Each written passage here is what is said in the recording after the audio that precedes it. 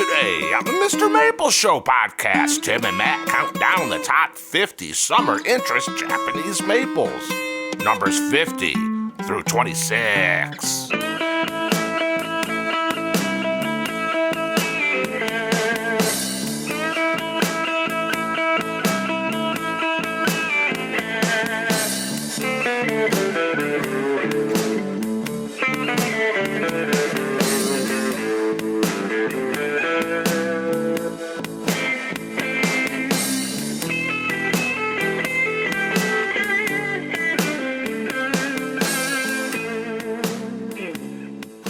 Konnichiwa, y'all, and welcome to another MrMaple Show podcast. It's Matt and Tim on another big list for you guys. We're going through the top 50 summer interest Japanese maples. Now, these aren't just the most heat tolerant. These are trees that we think show out in the summer. So these are trees that we love, that secondary flush. There's something special going on with these trees. When I go look at them in the summer, they catch my eye. They got a little something extra going on. If you're wanting to have trees looking good in the summer, that are just rocking it out, that stand out in the summer, that's this list. We're looking for those trees that are just next level in the summer that grab your interest. Guys, we're MrMaple.com.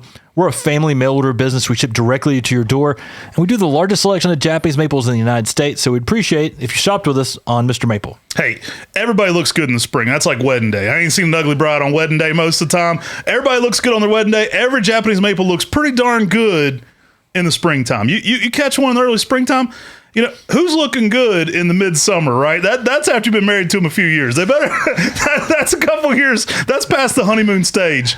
These trees look good in the summer. That's saying a lot. And there's some trees that have characteristics that are more prominent and better looking in the summer than they are in the spring. And some of those are on this list. Guys, we're going to get into our top 50 list. And before they get into that, I'm going to say an honorable mention. This one was just right outside of our list, was Hefners Red. That's a classic red upright by Hefner's Nursery. It was a chance seedling they found. Red holds its color super well throughout the season. Super heat tolerant. But man, that thing is just a dark maroon all summer long. Now, Hefner's is in North Carolina. They found this one as a seedling. It was in a batch of seeds from Lowry's, which used to be a famous seed company. And they basically had it in a tray of just different seeds, and they were scattered out. They were kind of not in an area that they were really taking priority of. And they kept looking at this tree and going, dang, if that doesn't have the best color in the summer. So it was holding its color super well. This one particularly is very heat tolerant. So it is super heat tolerant. Got our honorable mentions because it is a nice red late into the season. Even in high heat areas, this one tends to perform really well. A lot of people love this one for Texas for its durability.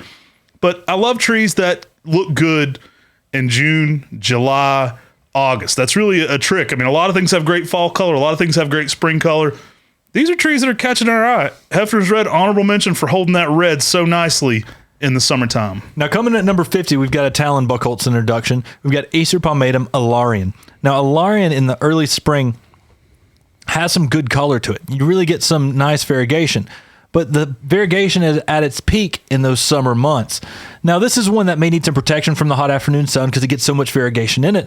But in the summer is when many of these Ryusen Nishiki styles really shine. And Allarian is one of those ones that has some of the best white colors on any of those styles. I would say of the Ryusen Nishiki category, it's the most white. And I love the summer growth on this one. Again, not the most heat tolerant. You do need to put this one in some late day shade.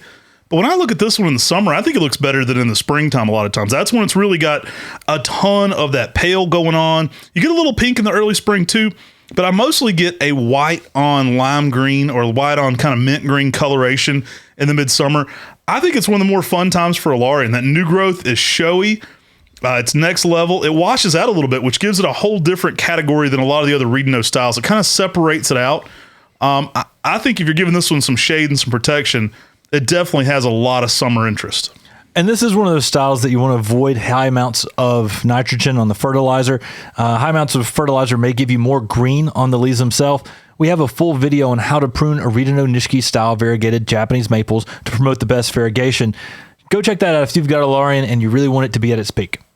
All right, guys, coming here at number 49. This is my order at Maurice's Barbecue. If you're down in Columbia, South Carolina, I like all barbecue types, but a Little Joe's pretty good. I like the Little Joe mustard based. I don't discriminate when I eat barbecue. But Little Joe, you can get a Big Joe or a Little Joe. Today at 49, we're talking about Acer palmatum Little Joe. Good tree. This thing puts on a lot of new growth. It's not uncommon for the summer flushes on this to have pink over top of lime green. And that's exactly what we're talking about today. Trees that kind of show out in that summer interest. A compact witch's broom found by Dr. Kronetsky. Really cool guy in middle North Carolina out there. Found this one as a broom, got it to us, named it for his brother Joe. So we've been evaluating it a few years. I really think it stands out to me amongst a lot of the other green small brooms. Not only is it small leaves, but that pink new growth in the summer really sets this one apart. Yeah, Dr. Tom Kronetsky's been a friend with us for years. Matt and I would go visit his arboretum out towards Chapel Hill, and he's a magnolia expert. And he found this broom and just said, "Guys, I want y'all to produce this and graft it." And we were honored to be able to graft something named after his brother, a tree that he found. So cool that we were able to introduce that here at Mr. Maple. But it has been one. There's a lot of green brooms out there. So when I first got it, I'm like, I'll graft it and evaluate it. But that summer new growth flush where you get some like salmon pinks kind of really makes Little Joe stand out from many of the other witch's brooms. Small, dense, compact form makes it easy to grow in most areas. And it tends to be fairly heat tolerant for us as well. Yeah, typically more of a globular shape to this one, like a lot of brooms. This one's more of a 5x5 ball in a 10-year span. Going to work zones 5 through 9. Pretty cool plant, though. I mean, not all green brooms are created equal. So this one, I love that new growth pop to it. Gives it a little something extra. We've actually evaluated a lot of green brooms. People send us witch's brooms and things from all over. And sometimes we'll look at them and we'll go, it's nice, but it doesn't distinguish itself from Matthew. Or it's nice, but it doesn't distinguish itself from Tiny Tim or Kunar Pygmy. I like Little Joe. I'm really impressed with this plant. I think it's going to be one we're going to be doing a lot going forward of. And again, one that catches my eye, especially in that summertime frame. When I'm going through in the summer, these are looking pretty choice. All right, guys, coming to number 48, we've got Acer palmatum Pung Kill. On summer interest, it really brings it. You get some black, almost like purple-black colors on a lunar lobum strap leaf Japanese maple. So you get that bamboo-esque feel, but with that dark red color out there in the landscape. It's got that good upright form. It's vigorous. It makes a beautiful tree in your garden. To me, Pung Kill is going to show off in that summertime frame. Yeah, another one that's on this list that's very heat tolerant. Again, it's not a heat tolerant list. It's summer interest, but I love this one. You can get a little separation in the color. Some of that darkest foliage is typically on the new growth. The color overall holds very well, though. Pung Kill, named from Chilipo Arboretum in South Korea. Named after the curator there. Coincidentally, his name translates as like a soft breeze or a soft wind. Not what the tree's named for, but again, I always talk about how I love the lunar lobums and the effect they create in an Asian-style garden. They give you that bamboo aesthetic. They give you that chill kind of just Asian vibe I love in gardening. They give you that bamboo aesthetic without bamboo roots, so you get a little extra stuff going on there. Typically around 6 to 7 foot in that 10-year span. This one's another one's going to be good down to zone 9 or zone 5 through 9. Really a showstopper of a plant, though. And I've been really impressed with how well this one holds the color. Coming in number 47, we have an introduction by Yutaka Tanaka, one of our good friends at Tsukasa Maple Nursery. We've got Acer palmatum Manya no Sato. Absolute home run hitter. I love this plant. I'm impressed with it. Much smaller growing than Benny Sheehan. A lot of people ask about the differences of those. A much smaller growing plant overall. Typically tends to round out a good bit in age. So you get a little bit more width this one as it ages. You know, it's not uncommon for a 6 foot tall tree to be 5 to 6 foot wide, but much smaller in its stature than Benny Sheehan. I love those kind of just lightning type variegation you get over top of this one. The lime green really shows out in the summer. It's one of those plants, especially if I'm visiting some of the larger stock plants at Buckholtz, it really just looks great. It stands out to me as a summer plant. And I'm impressed by its ability to hold its colors and look really distinctive. Sometimes you want to give this one some late day shade in some of your more extreme zones, like maybe 8 and 9. But I've been really impressed with its durability. Now, Benny Sheehan and Manya no Sato look very similar in the spring, where you can get sort of a maroon color with that lime green variegation. You know, when you're in mid to late spring, though, Manya no Sato takes that life of its own, where you get that green on green variegation that is so beautiful and so starkly different. And, you know, when you're looking at trying to figure out what the shapes are, you're talking about that globular shape. I recently, last fall, shot a cultivar highlight on Manya no Sato at Buckholtz Nursery, our farm in Oregon. And you can see that in fall color and its shape and form when you have a more mature Manio Sato. It's very interesting. It's very shrub-like almost, and the way it gets that width to it. It's really beautiful and distinctive. If you're not subscribed to our Mr. Maple Show on YouTube, make sure you go over there and give us a subscribe. We'd really appreciate it. There's more cultivar breakdowns than any book ever released, and it's all for free 7 days a week on the Mr. Maple Show. Guys, coming here at number 46. I mean, this is kind of why we made the list. It's trees that stand out in the summer. These are trees that kind of steal the show. Kawahara Rose, Acer palmatum Kawahara Rose. It's one of those bouquet plants we talk about. It's like the flower is the foliage. Well, this one really shows out for that summer interest. That pink new growth is awesome in the spring, but for me, it really stands out in the summer when it's like a rose on stems. Like that's really when it looks more like a Kawahara Rose. You have that intense color and that greener, older growth, and it really makes a bouquet-like effect. Yeah, this is a selection by our friend Guy Melot in France. He has Melot Bonsai, and he's one of the larger maple collections in the world. And he selected this for that spring interest, but that summer interest is really where this tree gets its name. I mean, you see this out there when you've got that sort of just red new growth coming across of the green older growth. And it does look just like that rose. And so you think like a rose from Kawahara, Japan. I mean, that's that play on the foliage being the flower. It's so beautiful. It's poetic. And you see it. And when you see this on a tree, it's a next level name for a summer interest Japanese maple. And this one is one of the ones that has some of the most intense new growth colors during those summer months. Typically around 6 to 8 foot in 10 years. I'll let you know when these separate out. A lot of people always ask about zones under every single thing we discuss. Most of these are going to be cold hardy down to zone 5. So I'll start letting you know if there's any differences. I won't go into the zones on every single plant, but an absolute showstopper. I love this one for a container garden. I also would highly recommend it for bonsai. A lot of people don't use this one for bonsai, but that spring interest, you can kind of put it into that Desojo, Shin Desojo-like category, that Corallinum group of interesting spring displays. I love this one, and I think the summer actually steals the show for me on this one. I like the tree better in summer than I do in springtime. Now, coming at number 45, we have a selection that was selected for its spring interest, but its summer interest is pretty good too. We got Acer palmatum, likely a palmatum X. It's a hybrid of some sort. Pink Panther. We hypothesize here that maybe there's some Allarian going on in there from its growth rate and its vigor. Could be another species. We're not really positive on that yet. It certainly shares some similarities with things I love about Hot Blonde and Hot Tamale. This one has intense spring pink color. In full sun, it's going to be that Pink Panther type color, that Barbie pink, that Pink Panther type color. Absolutely next level. Now, another one that can fade to a little bit of like a... almost like an interesting shade of green. It's an interesting blue-green, almost older color, which is indicative of a lot of the Acer Allarianums, and that's why we speculate on that a little bit. But that new growth, oh my gosh, especially if you have this tree in sun, that new growth can still be intense pink, really giving this one a dynamic color display and a lot of contrast within itself. Now, this is a fairly vigorous one. We found this to be growing over a foot of growth a year. Yeah, I mean, this is an easy tree to grow for many people. And for me, this is one that in the springtime, it's next level, but the summer interest is amazing as well. The springtime, I think you get a pink color that I've never seen on such a large leaf Japanese maple, but that new growth flushes continue to put on some dynamics that are just going to grab your attention, especially with how vigorous this tree is. I mean, it's always putting on new growth. That means it's always got color across Pink Panther. It's a grower. This one gets out there. I love it. I would expect easily, 12 to 14 foot, even in a 10-year span. Over a foot of growth a year isn't uncommon with it. When trees are growers like that too, a lot of times their spring displays are great, but a lot of times their summer displays are really dynamic because they're pushing so much growth. And I absolutely love that about Pink Panther. Coming in here at number 45 on our list. Now, coming in here at number 44, we've got Acer palmatum Catalina Yatsubusa.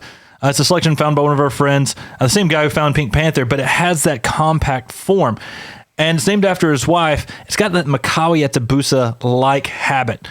And it's variegated. I mean, and the variegation becomes more and more prominent as that summer comes along. This one's where we're our own worst enemy because people go, oh man, that one must be more common because it's always available. And it's not always available on Mr. Maple. It does sell out.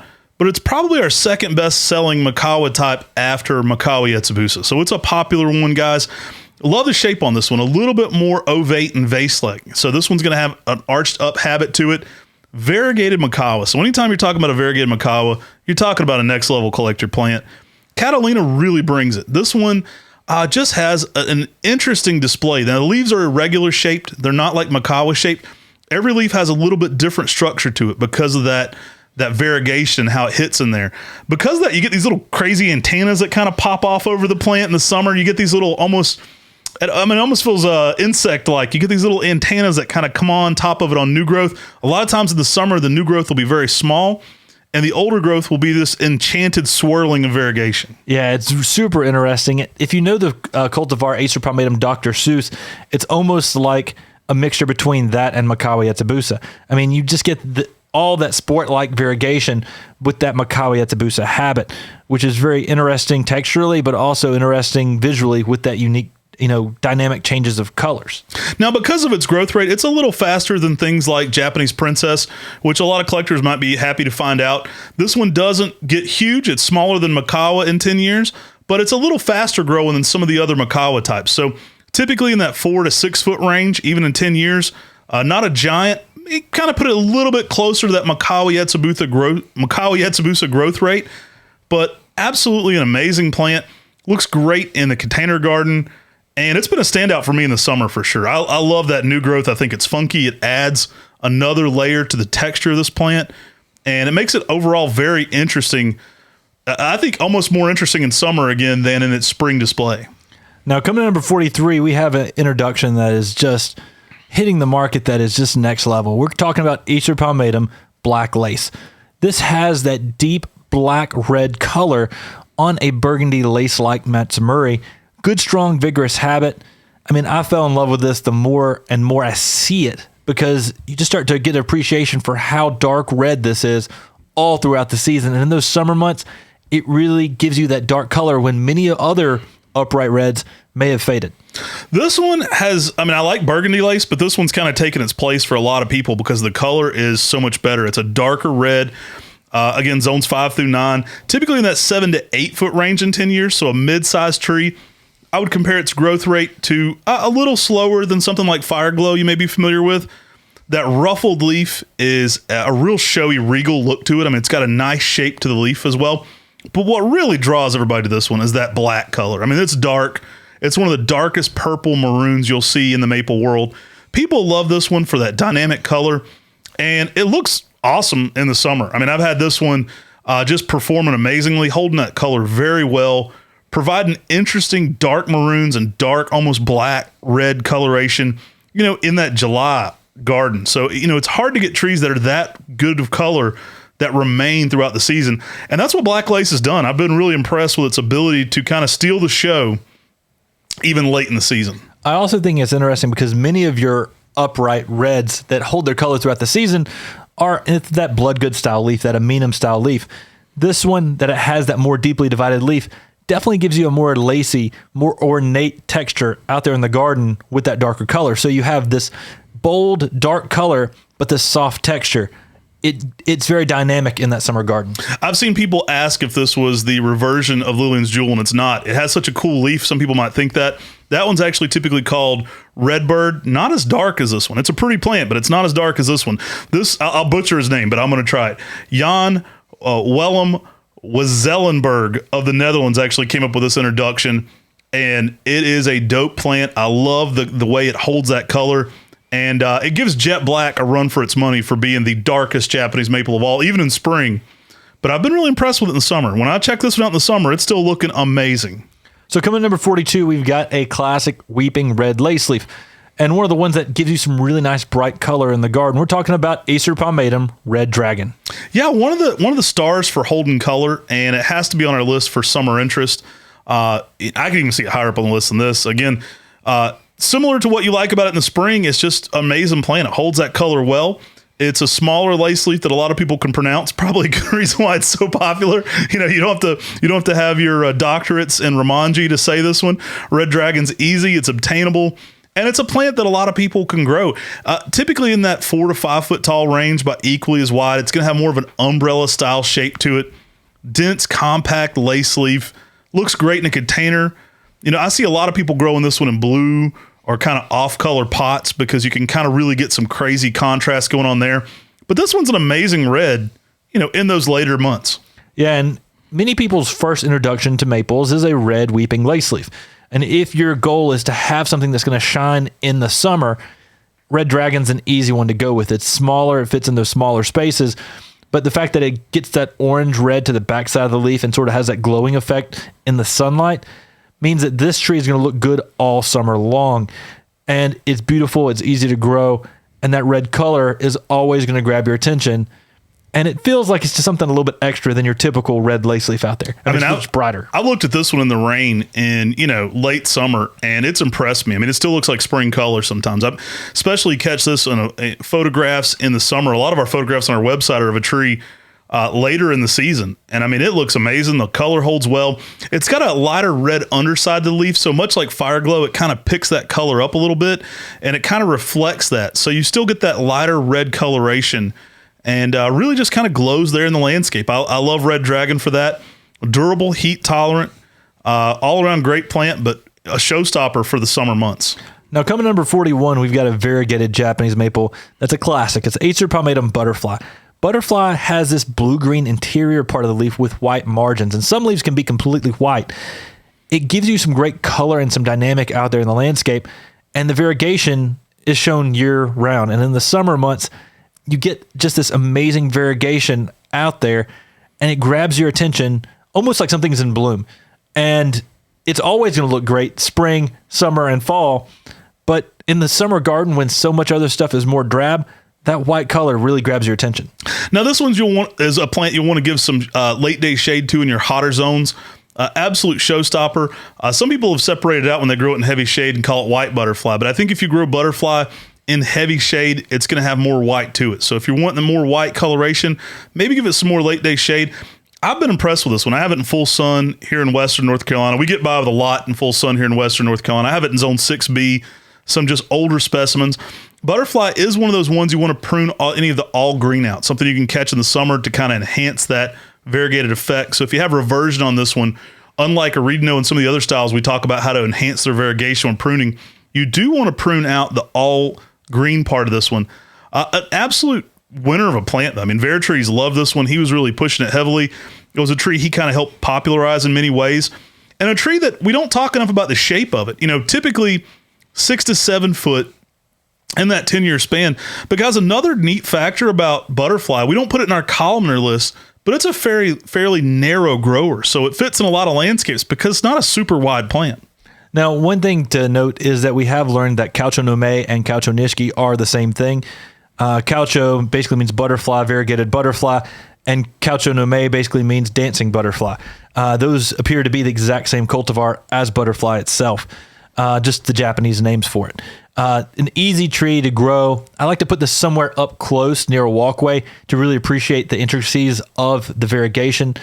It's very beautiful. It'll make a statement in the landscape out in the mid-ground or the background as well. But when you put it up close, you can really appreciate how unique each and every leaf is. If you have this one in a shaded spot in your garden, you can get a lot of crazy white on this, especially late into the summer. I've seen many of these in landscapes looking amazing around hydrangea collections and azalea collections that may be blooming later in the season. So you can really kind of pair some of that coloration with spring and summer interest plants. I think this one looks amazing in the summer when a lot of things are in bloom. And butterfly kind of is in bloom on its own. Like the foliage kind of glows. You kind of got that glowing effect to it. You can offset that with some of your summer blooming hydrangeas to really get a cool effect. And coming in at number 40, we've got one of my favorite Japanese maples. It's green, but dadgummit, it looks good during those summer months. We got Acer Pomatum Germaine's Gyration. This one is bulletproof, but don't shoot a bullet at it. But it is durable, guys. It's heat tolerant. It's durable. And I think it had to make our list for that reason. I mean, this is one that just shows out in the summer months. I think summer's when you kind of stand out there and you go, wow, how much this thing grows since spring. It's one of those Japanese maples that anybody can grow. You need some space for it, though. This one's one, it's 10 foot by 10 foot wide in 10 years. So a lot of people can put this one out, have that Biltmore house-like effect, have that, that Longwood Gardens-like effect of having a very mature, older tree. You can fib to people and be like, My grandmother handed me this one down. It's actually everybody does this online. If you look at any Japanese maple picture online, people show me something that looks like a 3-gallon. They'll be like, it's 55 years old. And I'm like, no, it's not. But Germaine's Gyration is one of those trees that certainly gives that effect of being a very old, mature tree, especially in the landscape. You get that very old, mature effect. And summer, it looks great in the summer. It's still green, but it's so durable. And you're seeing all that new growth on it. It's one of those trees that always impresses me because you can kind of measure it. You can go look at this tree in the spring and then go look at it in the summer, and you're like, this thing's put on a foot of width. Like, it's crazy. Now, the other name for Germaine's Gyration is contorta. And that's because it gets a contorted, twisting habit to the branching that gives it a very unique structure for a weeping lace leaf Japanese maple. That means it's always going to look good, whether it's spring, summer, or even winter. During the winter interest, you got no leaves on it, but you have these branches that are so interesting architecturally. It adds something dynamic in the garden. Like you were talking about, though, the summer, though, that's when you can really see how much this thing's grown, and you just get to appreciate that shape and size even more. Coming in number 40, guys, that's one of my favorites, Germaine's Gyration. All right, here at number 39, we've got a golden classic. We've got the Allarian. Now, this is a variegated sport we talk about a lot. It's found on summer gold. Actually does affect the shape of it a little bit. I do find Allarian to also be a very narrow plant as well. Very different texture and leaf shape than summer gold. This one kind of morphed into something crazy. It's like, it's more in that like geisha gone wild kind of leaf. You get something really wild with this one. It's unique. You get a more ruffled with kind of a cream border. And I think that cream border is on great display in the summer, the summer display of this plant. And overall, this gives you a good yellow out there in the landscape. Now, we have found that once this is established, it can handle sun just like summer gold can. In a big part of the United States. In super hot climates, you still may need to give it some protection from the hot afternoon sun. But it is beautiful. It gives you that bright yellow color out there that gets more and more intense as that summer comes along. And as summer gets more intense, you get more yellow color on Allarian. I mean, it's an introduction by some of our friends in Holland. And to me, it's a rock star. You need more yellow in the garden. Yeah, this one doesn't get super wide, at least at first. I've found it to be a very narrow grower. A 6 to 7 foot tall tree of this, typically only about 4 foot wide, so it's a fairly narrow footprint, especially when young. Absolutely dynamic colors. I mean, we're always looking to add new colors to the garden, and yellow does that in so many ways. This one just kind of looks regal and amazing, especially in that midsummer time. Always catches my attention, kind of glows there in the landscape. I'm impressed by how little the variegation burns on this one. So the variegation has been very durable. I mean, I would shudder to say it's equal to summer gold, but it's been pretty on par with it, especially in many high heat climates. Summer gold's kind of the gold standard, if you will, for full sun. And Allarian's not far off. So if you're thinking about a summer gold, you want something a little extra, something with a little more pizzazz to it, something to match some of the pinks in the garden. Think about an Allarian. It's a beautiful display. And just an overall amazing plant that is really stands out in those summer landscapes. Now, coming to number 38 is a uniquely variegated Japanese maple that I love, and it's because it's variegated yellow. We're talking about Acer palmatum Cigarishi. I always want to combine this one with Makawa. That one's going to be the regal Makawa. That's going to be so dope when that ever finally happens. One day we're going to get it. This one almost gets this like checkerboard pattern around the border of the leaf. Sometimes in early spring, it's not as prominent. You see it a lot on the older growth as it kind of slows down in the summer. And so maybe that's why this one catches our attention so much in the summertime. It's a darker kind of a evergreen color on the leaf. So you get a dark green, but you get this infusion of yellow flaking. And it's absolutely amazing. A lot of times on some plants, you'll see it around the border of the leaf. In more dynamic years, I've seen it into the middle of the leaf. So you get some of that yellow striping going on in the middle. Absolutely next level. Now, this is a style of variegation that I do not believe actually can revert, but sometimes you don't have as good a variegation on your conditions as you would in others. Morning sun, afternoon shade, that's definitely going to help with the variegation, but also avoiding higher amounts of fertilizer in those summer months on Cigarishi will allow you to have the best variegation with that yellow, just sand dusting variegation border on this that you don't find on any other Japanese maple. It's a very different style of variegation. It stands out. It's unique. I love the kind of checkered. My favorite pattern of it, I think, is the border of the leaf. I love when the whole leaf is just kind of outlined in yellow and you have that darker inside of the leaf. Really a special piece in the garden. It's like it's spray painted on, right, though. It's not like a thick margin like butterfly. I mean, it looks like it's been spray painted with yellow. It's awesome. Yeah, it's just checked, and then it's a larger leaf too, so it looks really nice. All right, guys, coming here at number 37, we've got Acer Pomatum Red Filigree Lace. Guys, this one is a winner. We love this one. It's one of the most finely dissected lace leaves, one of the slowest growing as well. So, I mean, typically 3 feet by 3 feet wide in 10 years in most growing conditions. What really impresses about this one of its kind of superpowers to this plant is that it looks great in shade. So if you have a summer garden and you're looking for red, and a lot of things are fading for you in that heat of that late summer garden, you'll be really impressed with red filigree even in shadier spots. It holds that red very well. You know, if you have a shadier garden where you have plants in containers or in the ground, this one can bring a dynamic red contrast to that landscape, even in a darker setting. Now, one thing I'd recommend is given an underplanting, if you have a high graft, give it an underplanting with something that's going to give you some dynamic contrast with the foliage itself. Taking a red thin leaf Japanese maple like red filigree lace and putting it over top of brown mulch, you're going to get lost a little bit in the color dynamics. Think about underplanting it with something like creeping jenny or a low-growing yellow sedum that aren't going to have invasive roots that affect the tree, but give you good color contrast between the yellow and that really thin, just one of the prettiest leaves I've ever seen on a Japanese maple. It's almost hard to photograph this one. The foliage is so thin.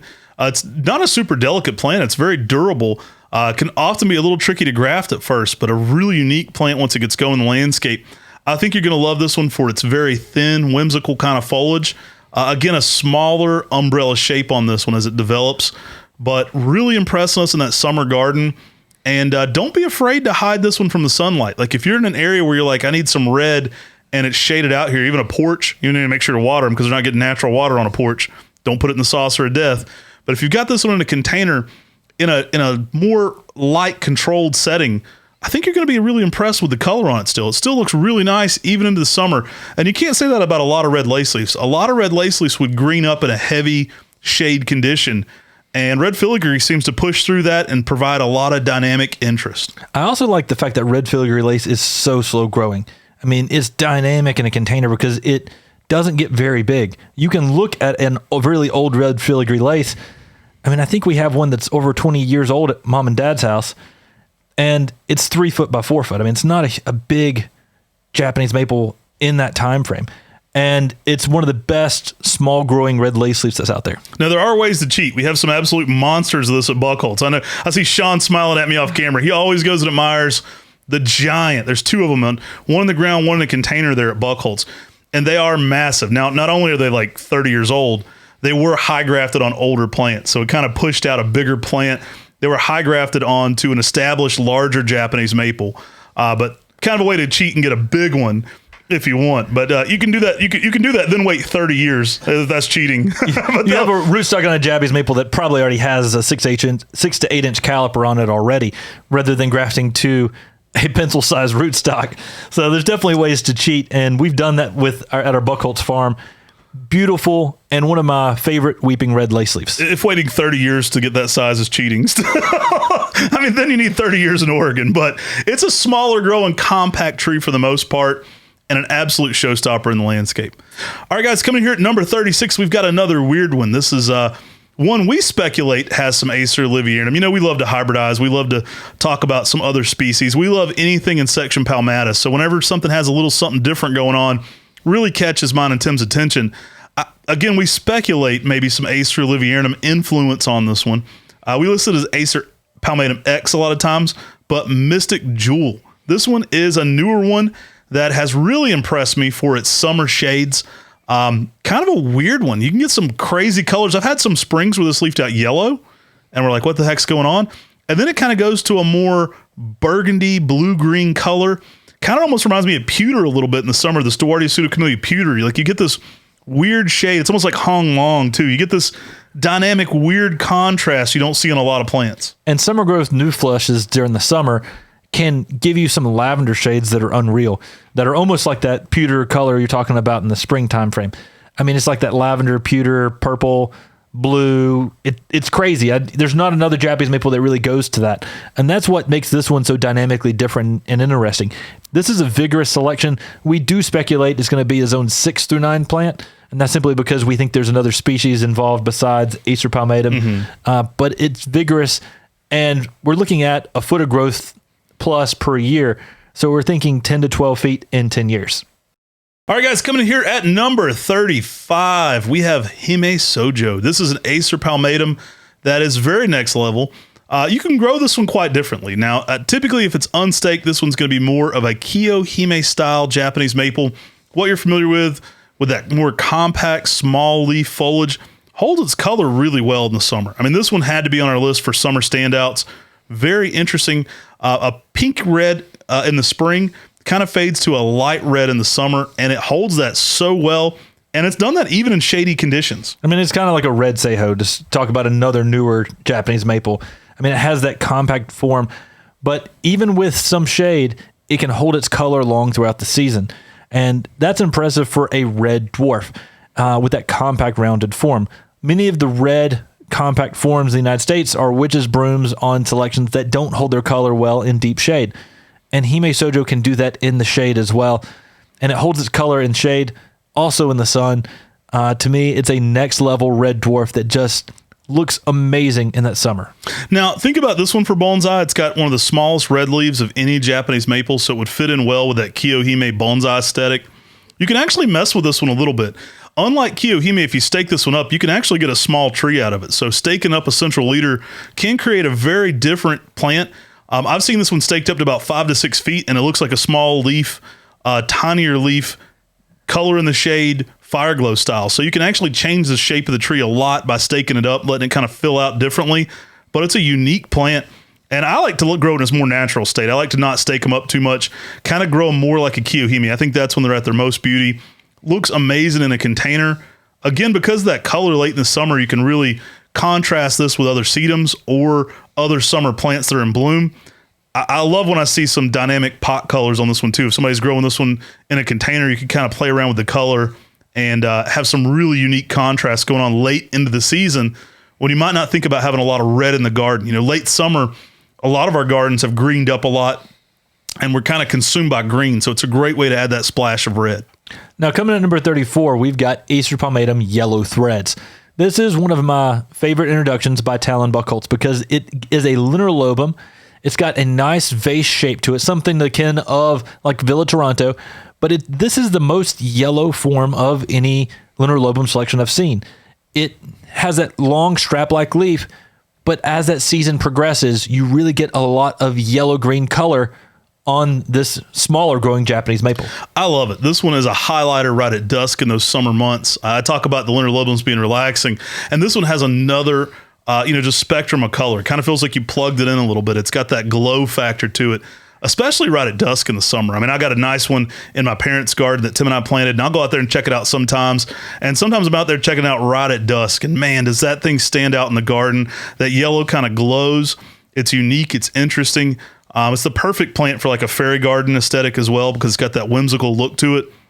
Durable, interesting, and I think that new growth is a really nice shade of yellow. Yeah, and I love what Yellow Threads does in any garden.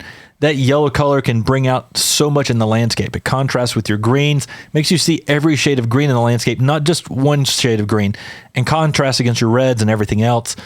Yellow, I'm in love with it. If you're familiar with us here on the MrMaple Show podcast or on our videos on YouTube. And that brings us into the next yellow plant at number 33. We've got Acer palmatum Dragon Master. Now, this one you definitely want to give some shade from that summer heat. You don't want to put this one in a full sun exposure. You can test it a little bit in containers early spring, but I would recommend if it's in a pot, kind of moving it to a little bit more protected setting. Holds its color better than Orange Dream, but this is the Ryusen X Orange Dream if I've ever seen one. It has some amazing colors. You can get some pale yellows, some pink new growth, some orange new growth. Absolutely continues to put on dynamic color with a very malleable shape. Typically, I stake this one up, kind of let it weep down from there.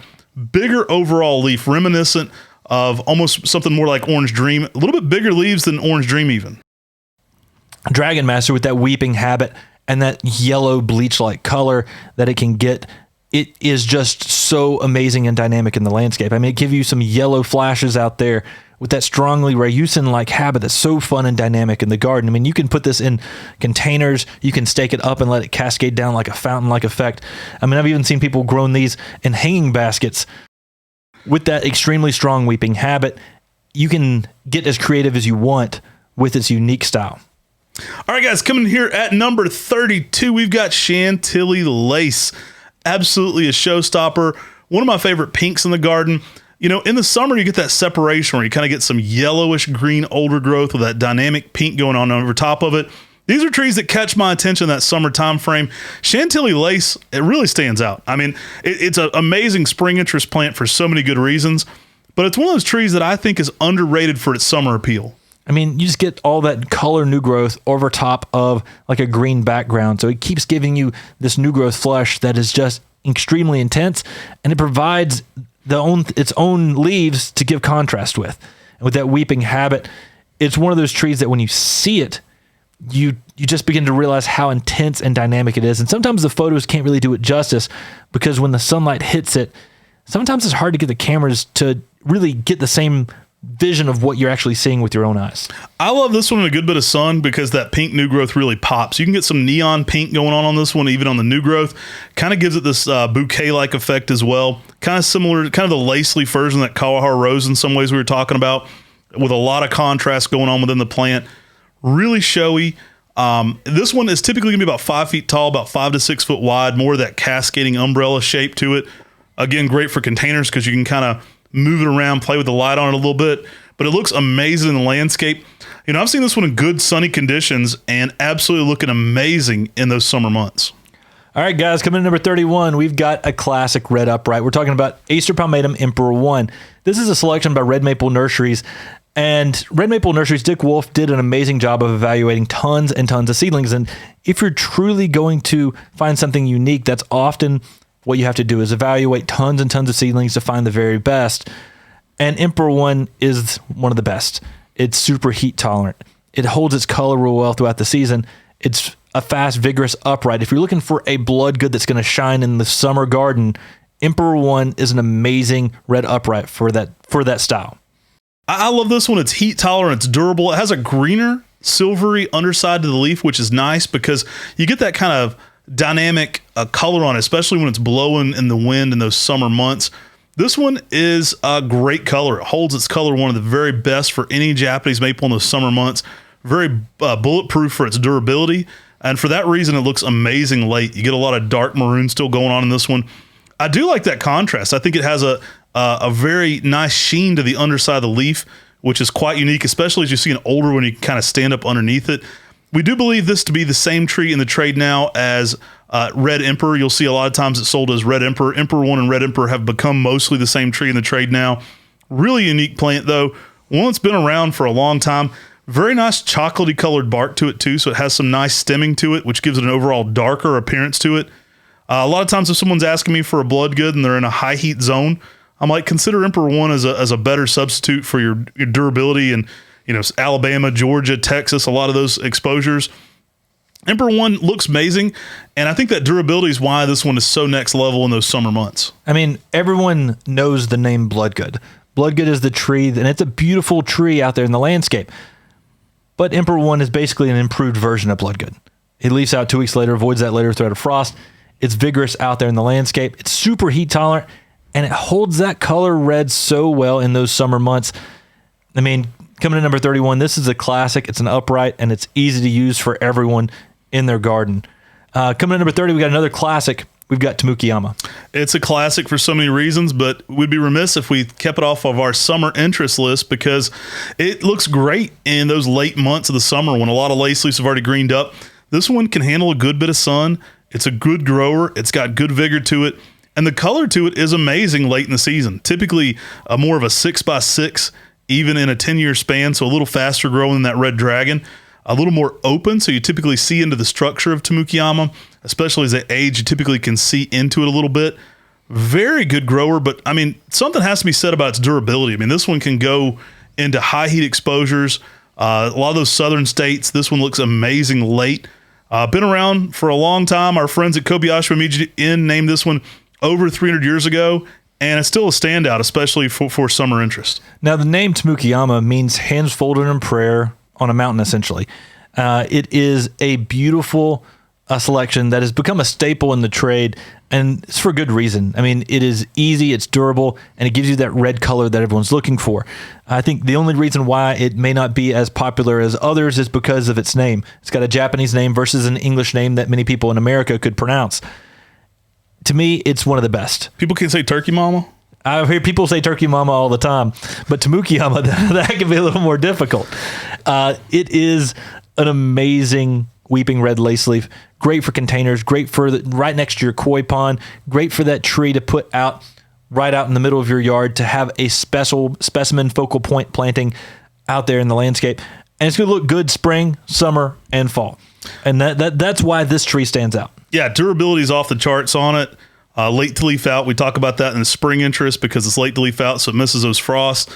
But maybe because of that too, it's so showstoppery in the South. I mean, here in our area, showstoppery. I'm gonna make up a word, showstoppery. Hey, I do it all the time. But that one's so durable. I think the durability is maybe one of its superpowers that kind of makes it look great in those summer months.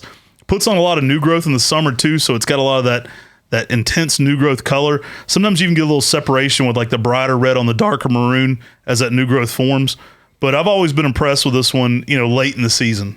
So we already did number 32, Chantelli Lace, an older selection that got introduced by Dick Wolf. We did Emperor 1, an older selection. Tamukiyama, an older selection. Coming in at number 29, we've got Acer Pomatum, Kryptonite. Hey, they got a new Superman movie coming out soon. I'm a Superman nerd. I grew up a big Superman fan. We actually put the name on this one because it made me weak in the knees. You'll be surprised when this one first leaves out. It's kind of green. So a lot of people are new to Kryptonite. They'll look at it. They'll go, I think my Kryptonite reverted. Because a lot of times, the first 2 weeks in the spring, it's a little more green than most people would expect. That variegation kind of comes on. And when it comes on, it really hits. And this one looks amazing late in the summer. A lot of that summer growth is intense. It's got a lot of variegation into it. For me, this one is my favorite variegated Makawa because I think it's the most refined of those styles of variegation. Yeah, it gives you a variegation that I would compare most with Manny no Sato, but on a Makawa Yatabusa-like habit. It has that just really nice margin variegation, but the leaf itself is elongated too, almost like a Manny no Sato. And you still get that layering habit that everyone loves with the Makawa types. To me, this is one that I fell in love with as soon as I saw it, and it's just dynamic. It grabs your attention. If you're a collector, this was our first Makawa Yatabusa variegation that we actually had access to, that we were able to start grafting here at Mr. Maple. So it holds a special place in our heart as well. But the way this thing just shows off in the summer months, it's going to steal the garden. If you know anything about Kryptonite, it kind of has that glow to it, right? Superman gets up there, the Kryptonite's glow and it knocks him out. This one kind of has that glow to it. And it has that yellow and that lime green on dark green variegation kind of gives this tree a little bit of that glowing effect, especially in those summer months. I mean, go out and take pictures of your tree, especially late day. It is dynamic. It's got interesting contrast to itself. Quintessential container plant, looks great in a pot or in the ground. Really love it. I think summer is one of those times where it's a standout tree for me. I mean, I take a lot of pictures of this tree in June, July, August, which is surprising for a lot of Makawa people because a lot of the Makawa interests are extreme spring interests, But this one, it really stands out for late summer. All right, coming number 28, we got the original Makawa Yatabusa. We got Makawa Yatabusa. I mean, this thing is awesome. The original Makawa Yatabusa, which is Makawa Yatabusa. I love it. Again, another one of those ones where the durability is why it looks so great in the summer months. I mean, this one's a classic green. It's not changing a ton from that. Sometimes you'll have a nice Kelly green, crisp new growth going on top of that older growth. But this one's so durable, so dynamic, and so regal, and so heat tolerant. It looks great even in those late months. It's got green leaves, but I'm telling you, that habit grabs your attention. Doesn't matter what time of the year you're looking at it, that tightly layering habit gives you that sort of fluffy animal appearance in the garden. And it's going to be a tree that everyone is just drawn to because it is so uniquely alive out there. I mean, there's just something about it. It has a presence about it. And that's why everybody loves the Makawa Yatabusa family, is because this tree sort of set the stage and people fell in love with it. Yeah, it didn't come in number one on this list. For anybody that's listed, it comes in a lot at number one, but it had to make our list. Makawa Yatabusa, still looking amazing and still a tree I'm very drawn to in those late summer months. All right, guys, coming in here at number 27, we got another full moon maple on our list, and it is Acer Shirawasawanum Sunny. Sunny shows off in the summer. Thought you were going to sing there for a second. Sunny days. I can't That's not a song. Anyways, Sunny Coming up with the Tim original here live on the podcast. Sunny days of the summer. Sunny rocks out though. I mean, it gives you some amazing just orange color in the spring, but after that, it gives you a yellow. And It rocks out, but apparently we don't, especially in the impromptu freestyle songs. I'm not good at singing. I never claimed to be good at singing. I might claim to be a little decent at dancing, but singing, not my forte. But Sunny rocks it out in the garden. You get just some bright yellow color out there on that full moon style leaf. Gives you something to the kin of something like Jordan, but slightly improved, being it's a seedling that has some extra spring interest. Yeah, I love this one. It's been a real standout for us. And again, one that's got a lot of growth to it. So a lot of the more vigorous growers really catch my attention in the summer. Maybe it's because of that new growth, but it's not uncommon for this one to have some of the brightest kind of yellow peak color going on in the summer on that new growth. In spring, if you're giving this one a little bit more of the sun, you can get a little bit more orange shade in this one. Typically, the new growth in summer, though, is a real bleached out neon yellow, a real interesting color to it, bigger leaf to it, very vigorous. Don't let this one fool you, too. It's not columnar, but it will put on a lot of height right away. I often let people know this. Very similar to Jordan, both these trees will put on a lot of height, and then they tend to, as they age, they tend to round out more into more of a spherical Shirasawanum typical shape. They're actually going to look pretty narrow at first, and that's very common for this one. Don't chop it back in the summer. Let it grow. It's going to fill out nicely on its own, but don't be surprised if this one's a little leggy and a little longer, especially in those summer months. The spring color, though, and the summer color make this one a dynamic standout. Yeah, and it's one that, too, will fool you a little bit because Jordan is a Palmatum X Shirasawanum. And this is a seedling from that. So what you're going to get on the new growth is more palmatum-like leaves, but as it matures on a mature plant, you're going to get more Shirasawanum full moon-like leaves on this. So vigorous when young may look a little more palmatum. As it matures, it's going to look a lot more Shirasawanum out there. And it's going to give you that yellow color that's very dynamic out there in anybody's garden. All right, there's only one more left on today's list. We're breaking down the top 50. This will be part one. There'll be a part two. We had to end it with a bang, guys. We've got the Snow Kitten, Acer Palmatum Snow Kitten coming in here at number 26. You might not think of this one for summer interest, but man, sometimes this daggum thing looks better in the summer than it did in the spring. A lot of times in the spring, this one will leaf out a little more green, but it's those secondary flushes of growth in those summer months that make this one absolutely glow. I mean, I think it's because it's in that Aridano Nishiki style family, but it's also in the Makawi Etsubusa family. So you get that awesome variegation we love with Aridano Nishiki, but in that tightly layering form. And here's your comparison. It's the Allarian of Makawas. It definitely is the Allarian of Makawas. You get a lot of white color, a little bit of pink in the spring, but a lot of white. And it is just dynamic in those summer time frame. I mean, when we were walking around at Buckholt's nursery, it was one of the prettiest trees I've ever seen in that summertime. In August. I mean, one of our walkthroughs I shot was on one of those heat waves in August, and the things are absolutely glowing. That new growth in the summer can reach some of the widest colors on this one. You want to give this one some shade. You don't want to be put into full sun exposure typically on that bright white foliage. But man, a lot of people talk about Brian Rules. He has that one on his porch. He gives it a little protection. It's a high graft on a porch. Some of that summer photos, that thing is absolutely glowing. You get a lot of that speckling, a lot of that white going on. And as it stretches out in that summer growth, I think that can be its most spectacular time of the year. Now, Snow Kitten was found at Larry Stanley's place. And the story goes is that they had like a snow that collapsed from greenhouses. And then as they were walking around looking, they looked and saw the sport sticking up from this collapsed greenhouse. And it was a sport that happened on a Makawi Etsubusa that came in from New Zealand at some point. Right. And he's grown them in some bonsai trays. And, one of our friends, Fred Hooks, bought the rights to put name Snow Kitten on this. And when he was sort of in that negotiation time, trying to figure out if he could actually talk Larry into selling it to him, they would meet at Elmer's, which is like a restaurant out there. So it got a code name of Elmer's for a while. When I went to Dennis Dodge's place back in the day, he would show me pictures of this, and it was just Elmer. So there was emails going around with Elmer. There's so many different names on this tree. According to Larry, the correct name is the original that Fred Hooks gave it, the Snow Kitten. You'll sometimes see this listed as Yukiyama or Yamayuki. I mean, I made the mistake of buying a second one time at a Maple Society auction for a lot of money and finding out I already had a big Snow Kitten in the ground and it was the exact same plant. No matter what you call it, this is a standout. I do think Snow Kitten is the most correct name on this one. I always like to go with the most correct name and the intended nomenclature. And according to Larry, Snow Kitten should be it. Now, with Snow Kitten, it is that Orito Nishiki style, which means that if you're not pruning on it, you may get more green foliage on this. So use that same video I mentioned earlier with Allarian with how to prune Orito Nishiki style variegation to promote more variegation. And you're going to get the most by actually pruning on your Snow Kitten, which is crazy to think about. It's a dwarf. You don't think about pruning these. The more you prune on it, the more variegation you're going to get on the selection. Talon likes to do them as high grafts. He said the airflow actually helps some too. And a lot of the really dynamic variegated ones are high grafts, I see.